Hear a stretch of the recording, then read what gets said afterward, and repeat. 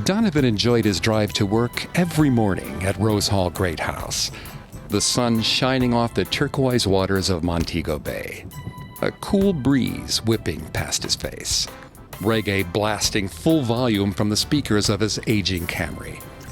It was the drive home every night that he dreaded, and not even the drive itself, the walk to the car. As a tour guide, he spent all day frightening tourists with tales of the murderous Annie Palmer, whose ghost still haunted the grounds. Donovan didn't believe in ghost stories, but one night, as he left work, Donovan heard something behind him. He wheeled around, but saw no horse or rider. He turned back toward the parking lot. Then he heard it again. He glanced back, but saw nothing. The pace of the stomping hooves increased, from a walk to a canter to a gallop.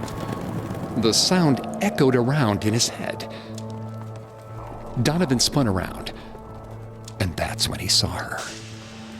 A pale woman on a dark horse, 3 of its legs wrapped in shimmering white cloth. The woman galloped straight toward him, cracking at the air with her long black whip. The woman's whip lashed, striking him across the face. Donovan screamed in pain as the horse barreled right into him. But he never felt the impact. The horse and its murderous rider vanished into the night. It wasn't until Donovan reached his car and adjusted his rearview mirror that he saw the bloody gash running down his numb face. His eye was swollen shut. Years passed, but his eye never opened, and the scar never healed. Every evening, he watched the shadows with his good eye as he returned to his car, jumping at every noise, wondering if this would be the night he saw the woman and her 3-legged horse.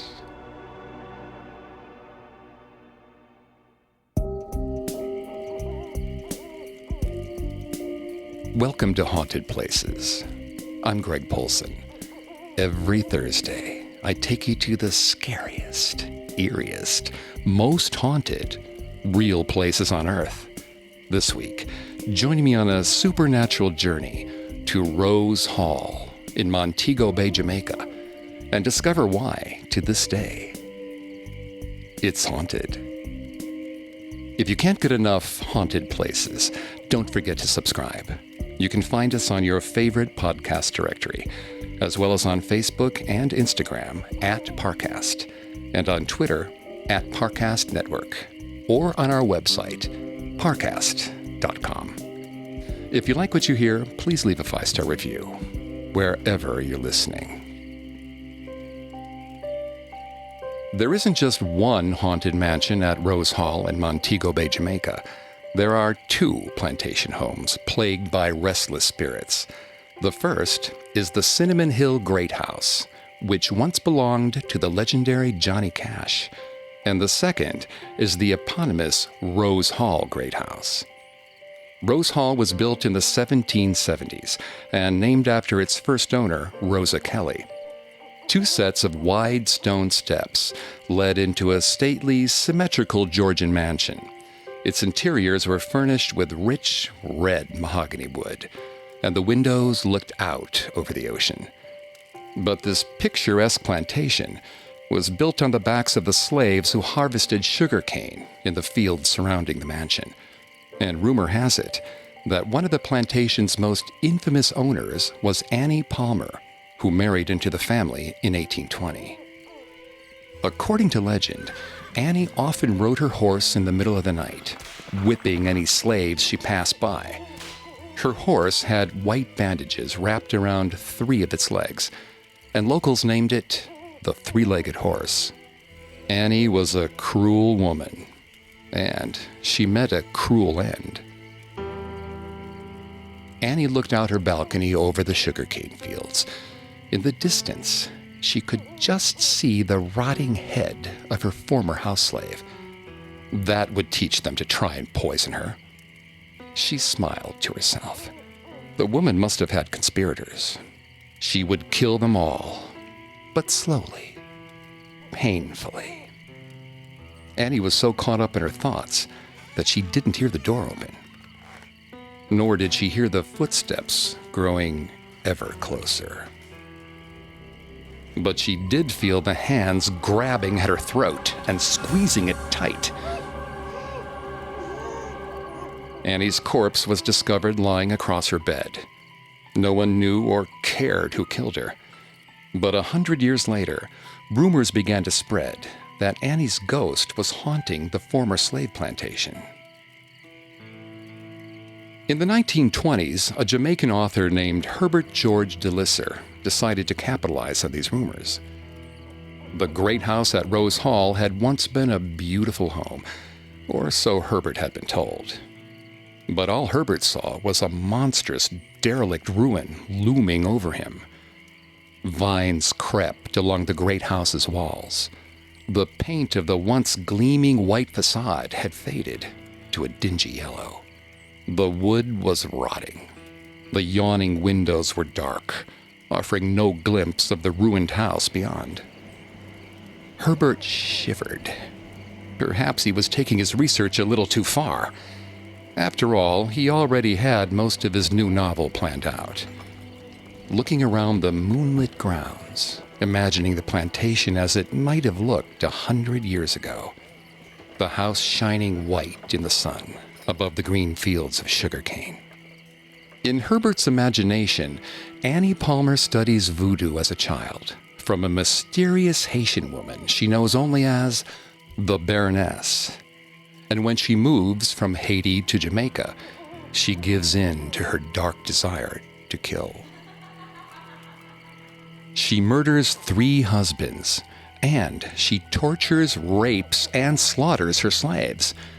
But she finally goes too far when she kills her slave Taku's niece, Millicent. Taku decides to get revenge.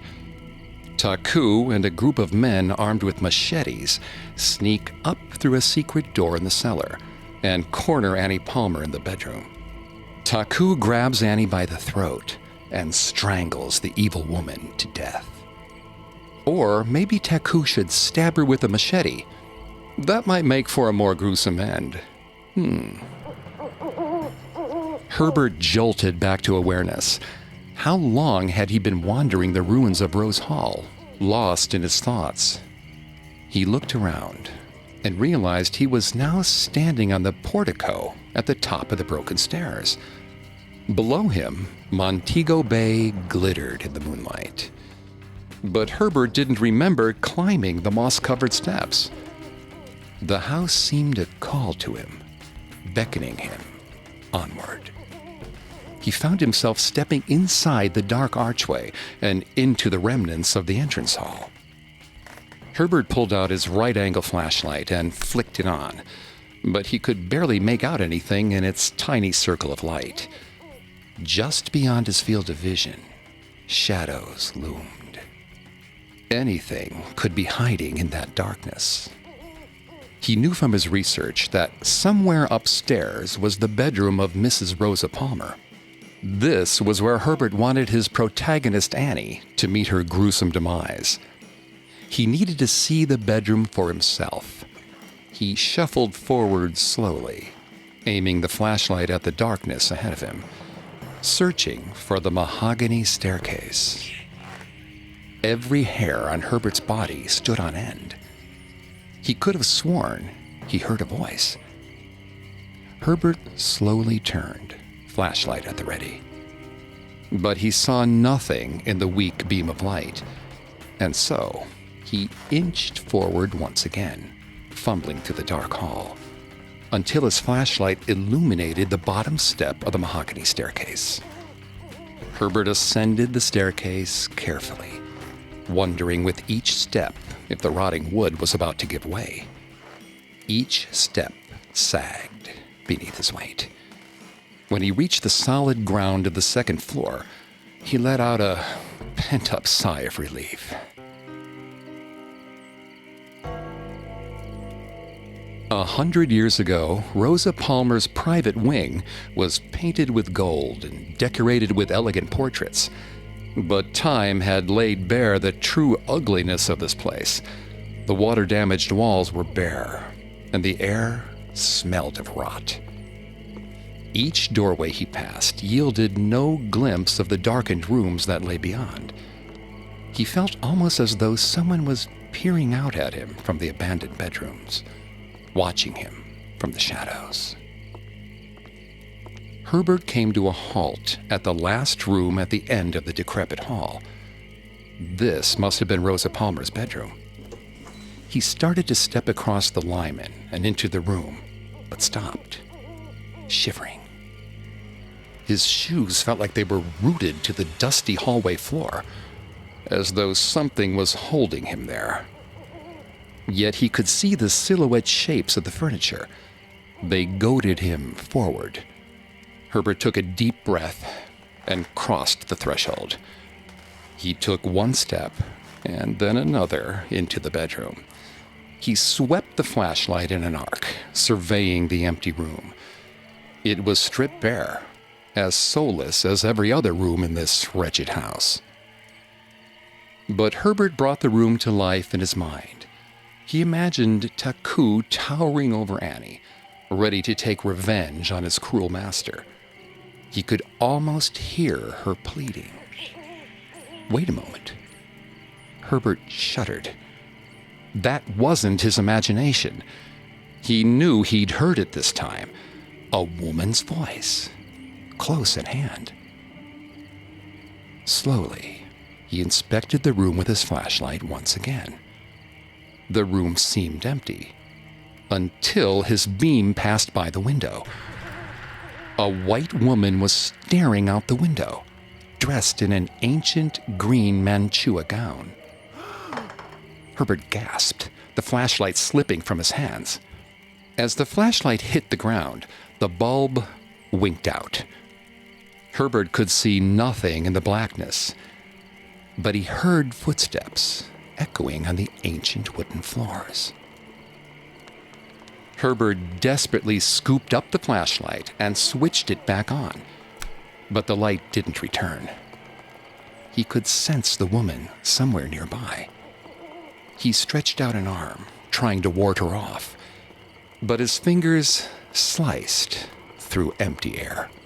Sweat beaded on Herbert's temples. He shook the flashlight, cursing. Finally, it flicked on. Herbert swept the room with the light. The room was empty. He sighed, relieved, until he felt breath on the back of his neck. Slowly, he turned. Her eyes were as black as the windows of her ruined mansion, the mistress of Rose Hall Plantation. Herbert's head felt muzzy. Was this Annie Palmer, Herbert's own protagonist come to life?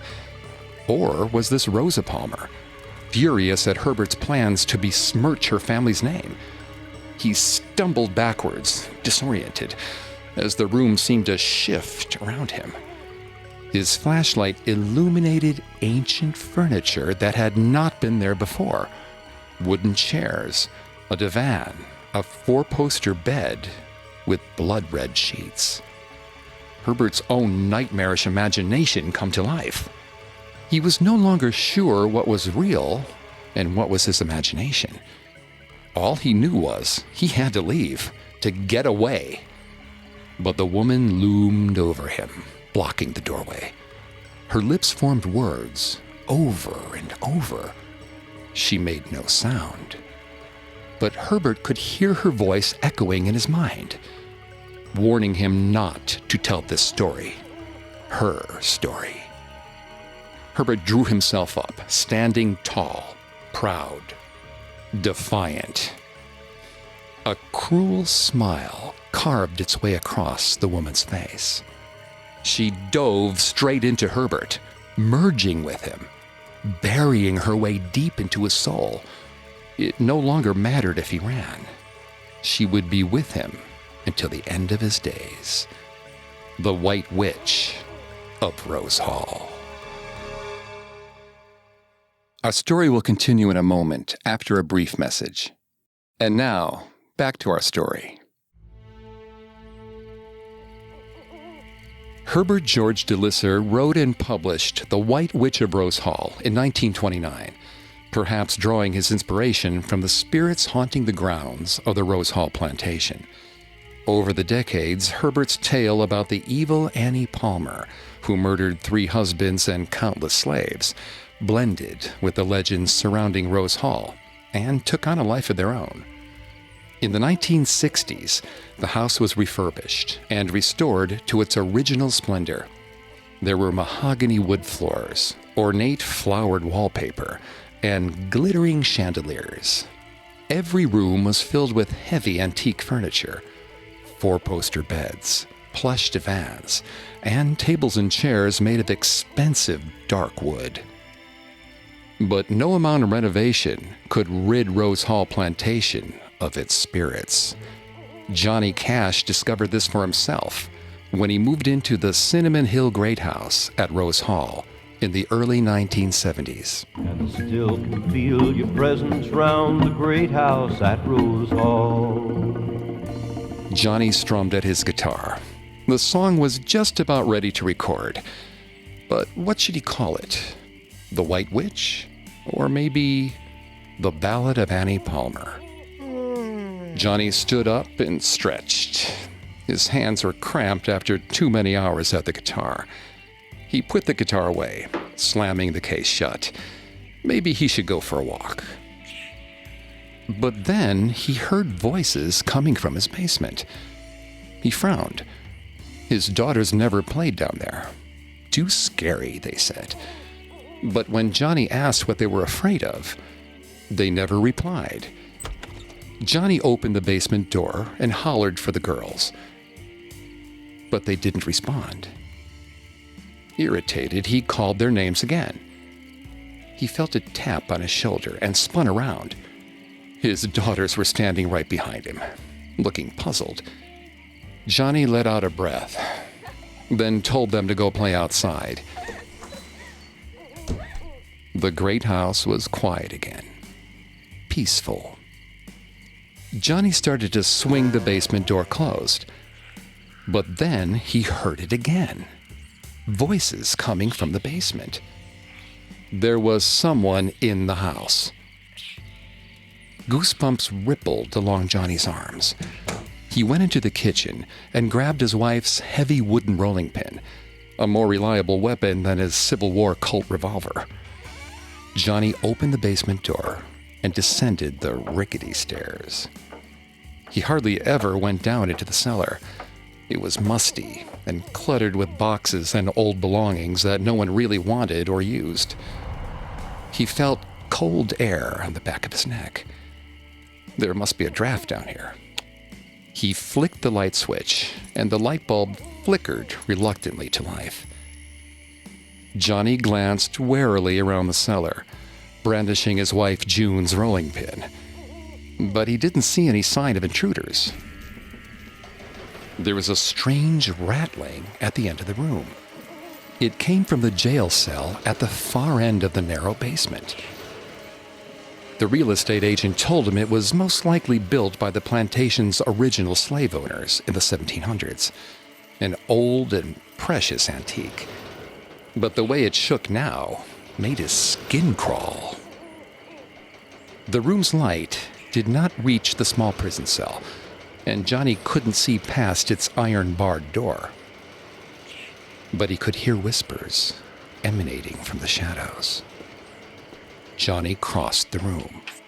Holding June's rolling pin aloft in one hand, he slowly opened the iron cell door.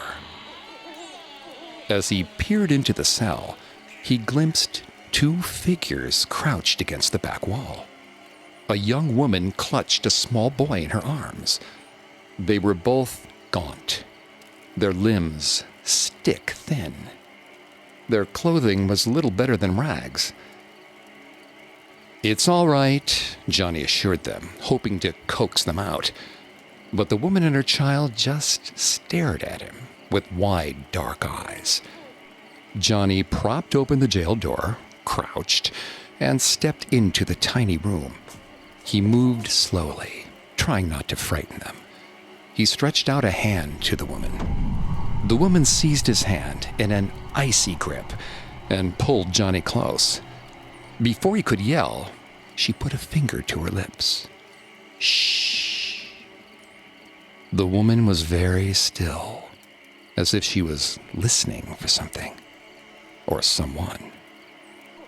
Johnny felt a tiny hand tugging at his shirt. He looked down and found the child staring up at him, his face filled with fear. She's coming. The jail door slammed shut. Johnny hurried over, tried to shove it back open, but the metal bars wouldn't budge. He bashed helplessly at the door with June's rolling pin, yelling for his wife, for the children. No one came. He heard footsteps descending the stairs. Something was off about them. He stepped away from the door of the cell, trying to recede into the darkness. The footsteps continued, slow, methodical. Johnny looked at the woman and child huddled next to him. They were quaking with terror.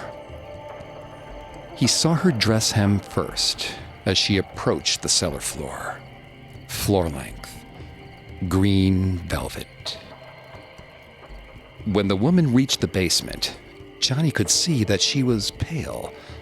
Her hair was pulled up, except for a few stray curls framing her face. She seemed beautiful, stately, until she met Johnny's eyes. They were pure black, the eyes of a demon. The light bulb flickered out, but Johnny could hear the woman's velvet skirt brushing against the basement floor. He yanked at the bars on the jail cell door, but it was useless. The door wouldn't budge. They were trapped. She was getting closer. Closer. His cellmates whimpered with fear. So Johnny did the only thing he could think of. He started to sing. Where's your husband, Annie? Where's number 2 and 3?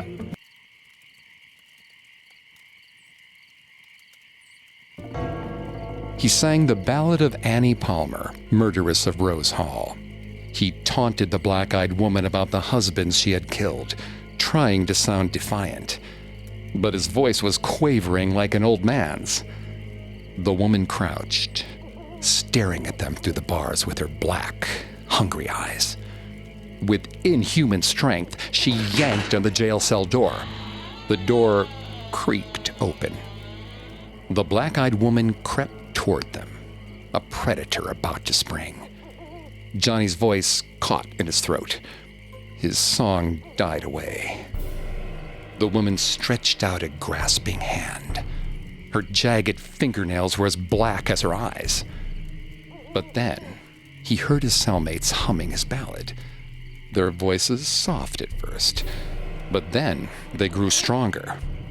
Johnny licked his lips and began his song again, harmonizing with their high voices. The black-eyed woman hesitated, her sharp black nails less than an inch from Johnny's face. The basement door opened. Distantly, Johnny heard his wife June calling him. The black-eyed woman vanished. Johnny let out a breath of relief, then glanced to his side. The woman and her child were gone too. June called Johnny's name again, demanding to know what he'd done with her rolling pin. Johnny picked up the pin off the dusty basement floor and climbed the steps to meet her. That seemed to be the end of the trouble.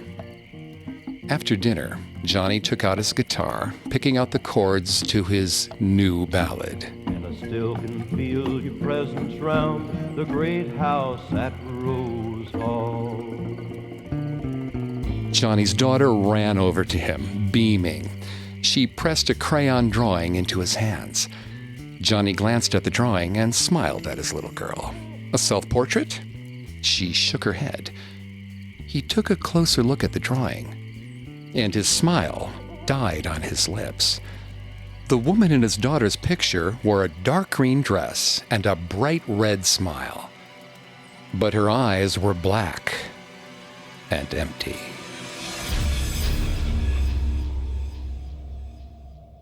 Our story will continue in a moment, right after the break. Now, the story continues. Johnny Cash died in 2003, but ghost hunters believe that he still lingers at the Cinnamon Hill Great House at Rose Hall in Jamaica. His presence is calm and peaceful, a far cry from the other forsaken ghosts hunting the grounds.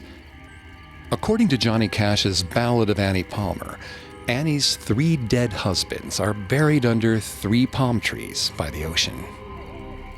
And they're not the only ones buried on the grounds.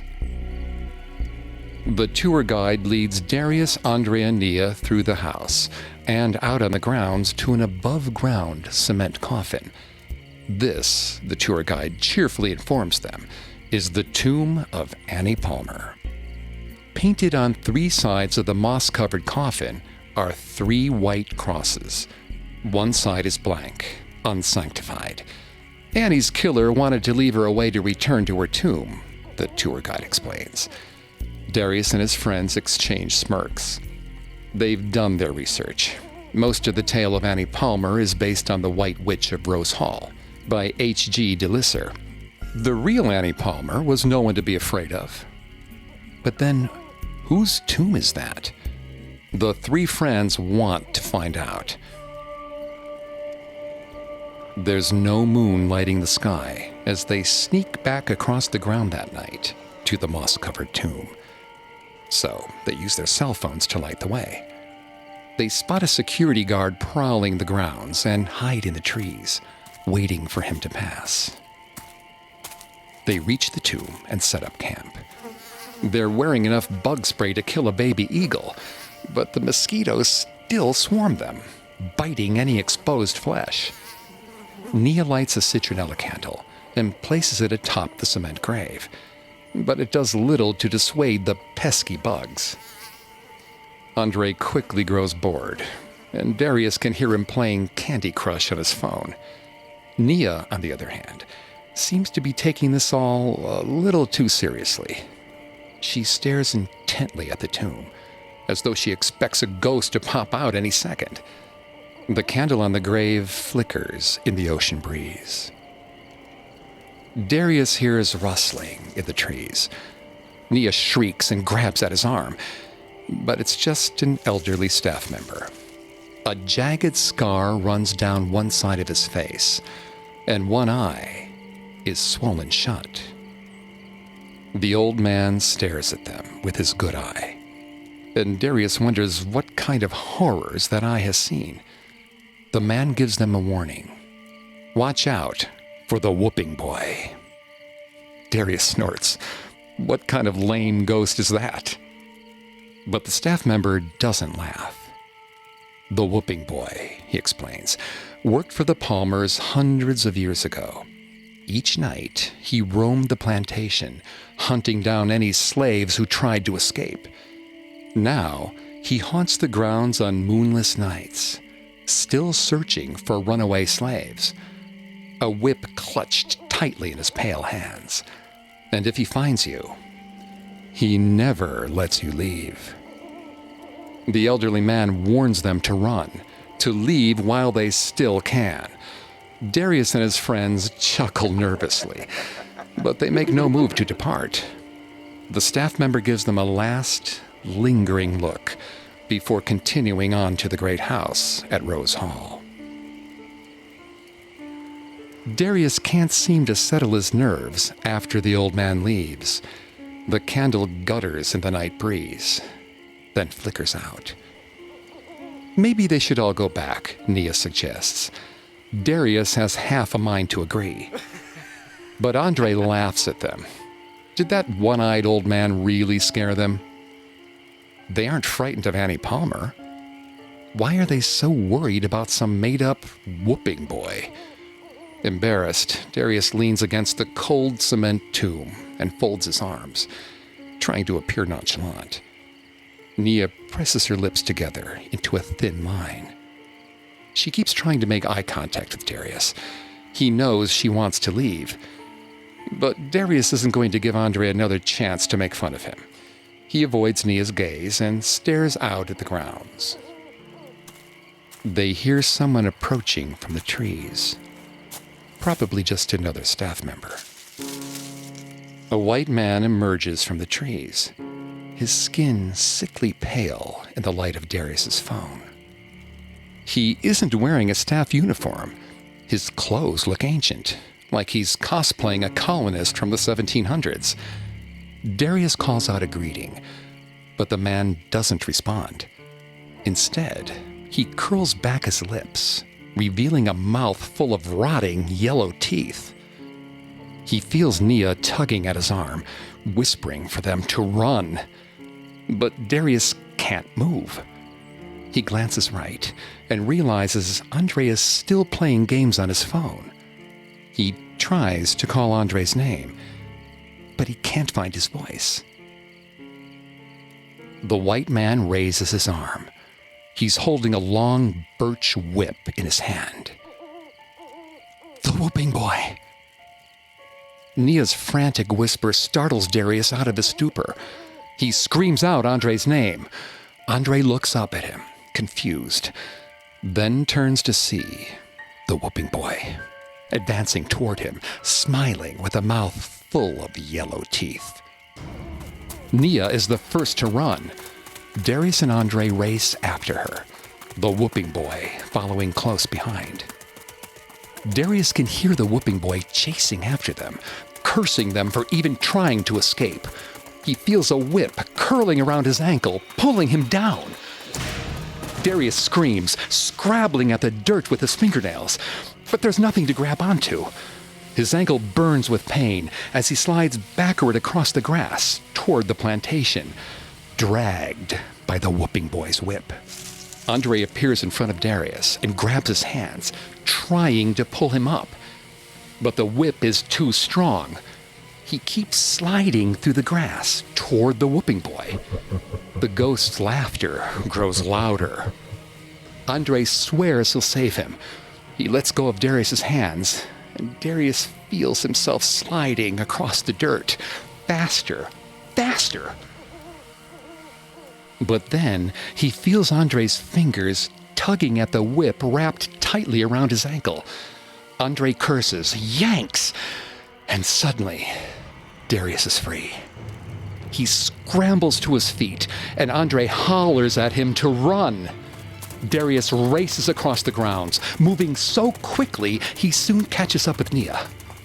They just need to make it back to their hotel, just a little bit further. Nia bursts through the hotel doors, Darius right behind her. Darius wraps Nia in a hug, laughing hysterically. They made it. They're safe.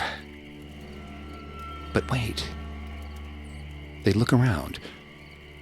Andre is nowhere to be seen. The next morning, a search party combs the grounds of Rose Hall, calling Andre's name.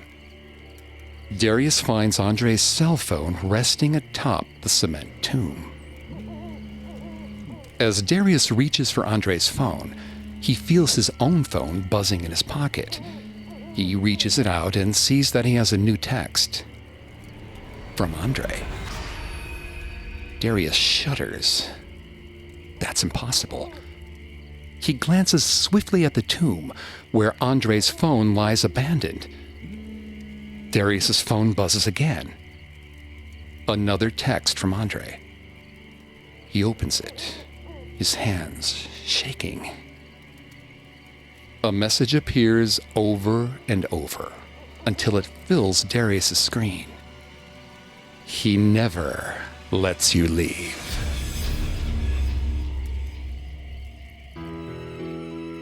The whooping boy is one of several ghosts believed to haunt the former plantation. But the most dangerous ghost is the woman who haunts the great house at Rose Hall. She seduces new lovers, then murders them when she grows bored. Is this woman Annie Palmer? Or is it Rosa Palmer? No one really knows for sure. But there's no doubt that a white witch roams the great house at Rose Hall, searching for fresh blood. When your wife proposed honeymooning in Jamaica, you imagined languorous days lying on a warm, sandy beach, sipping brightly colored cocktails. The last thing you wanted was to waste your time touring a haunted house. At least there was a bar downstairs. As your wife went on her ghost tour, you downed a couple of shots of whiskey at Annie's pub. Everything took on a warm, fuzzy glow. Then you waited. And waited. How long was this tour going to take? You suddenly realized that a pretty woman was watching you from across the bar. She was wearing an old-fashioned green velvet dress. You suppose she was one of the actors who wandered the house in period clothes, posing with tourists for pictures. The woman smiled at you, invitingly. Against your better instincts, you got up and crossed the room to sit with her. She was even more attractive up close. You needed to leave now before you got yourself in trouble. Then she asked you where you were from. San Francisco, you told her. She smiled and nodded with interest. She looked even prettier when she smiled. You asked her what it was like to work in the house. She told you that it wasn't work for her. She enjoyed every minute of it. Then she offered you a private tour. You knew you shouldn't have agreed, but you did. She guided you up the stairs to one of the bedrooms. Her favorite, she said. Everything was red. The walls, the cushions, the sheets on the four-poster bed. You asked her if red was her favorite color. She smiled and instructed you to close the door. Before you had time to second-guess yourself, she was on top of you, kissing you, tugging off your shirt. Some feeble part of you tried to resist, to tell her you were married. For Christ's sake, you were on your honeymoon. She slipped off her green velvet dress, and you swallowed your words. You let her guide you over to the bed, and you made love to her on the red velvet sheets. But then you heard your wife calling your name from somewhere within the depths of the house. Damn! You scrambled for your clothes. You peered under the bed and asked the woman if she had seen your shirt. You suddenly realized you didn't even know her name. She told you she found your shirt. You straightened up. Your shirt dangled in the woman's hand. You tried to take it from her, but she playfully snatched it away. You told her to stop it and grabbed for the shirt. She kept it just out of your reach. She stepped backward toward the bed, waving the shirt, teasing you. But you no longer had time for games. You could hear your wife coming up the stairs. The woman stretched herself on the bed, sliding one hand under a red velvet pillow. She draped your shirt over her like a blanket, daring you to take it. You climbed onto the bed. As you reached for the shirt, she pulled you close and kissed you. You gave in to one final kiss. You didn't see her withdraw the knife from under her pillow, and you didn't feel it plunging into your back. You collapsed onto the bed. Your blood was the same lovely color as the red velvet sheets. The woman bent over you, watching you breathe your last breath with her empty black eyes. Who are the ghosts of Rose Hall? No one really knows for sure. Some see a woman in a green dress. Others the whooping boy. And some hear the hooves of a three-legged horse as it gallops across the grounds. But all agree that ghosts linger in the shadows of Rose Hall, waiting, ready to lure you into the darkness. I still can feel your presence round the great house at Rose Hall.